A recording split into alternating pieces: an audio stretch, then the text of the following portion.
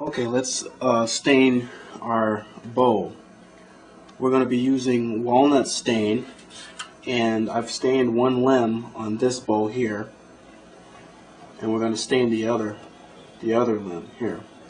Just using regular black walnuts that a lot of times you find in the late summer, early fall off of the ground off of the walnut trees that you end up stepping on, and they make this kind of this tawny, dark mess. And if you get it on your fingers, it just stains your hands. Well, it actually makes a good wood stain as well, and also a good dye.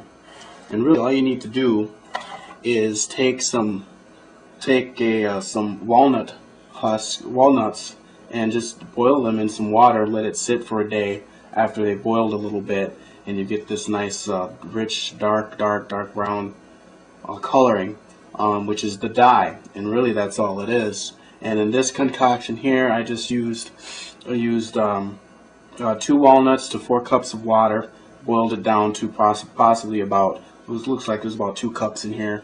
And or you can just boil it down till they get soft, and then let them sit in a jar or in your pot for a day or so. So what I'm going to do first, though, this isn't very primitive though, is I'm going to put some plastic gloves on. I just don't want to stain my hands. So these are just some disposable plastic gloves I'm going to put on before we start here.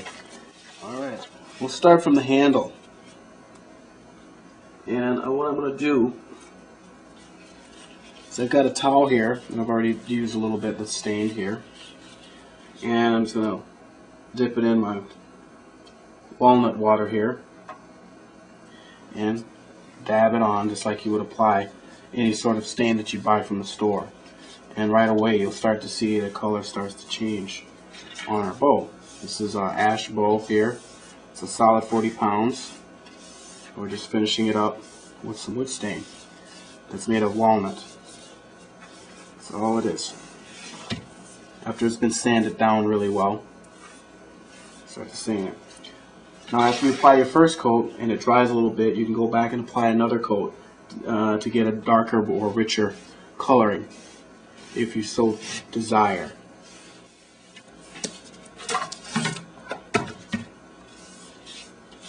And really, that's all there is to it.